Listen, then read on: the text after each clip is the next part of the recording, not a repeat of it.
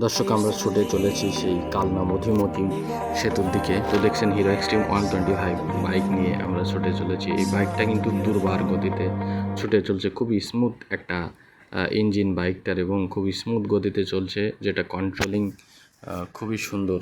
তো বাইকটা কিন্তু এই মুহূর্তে 70 স্পিডে চলছে, কিন্তু বোঝাই কিন্তু যাচ্ছে না। দেখুন রাস্তার দিকে তাকালে। তো এই বাইক সম্পর্কে আসলে অনেক কিছু বলার আছে।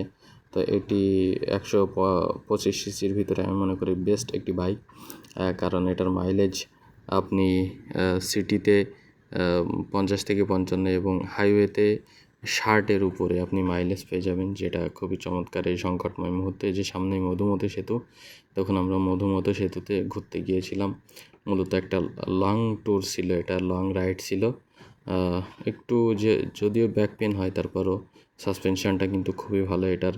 আরও একটি ভালো বিষয়, সেটা হলো ফুল এলইডি সেটআপ, এবং সামনে যে এবিএসটা, ব্রেকিং সিস্টেম কিন্তু অসাধারণ, আসলে বলে বোঝানোর মতো না। ব্রেকিং সিস্টেম চমৎকার বাইকটির।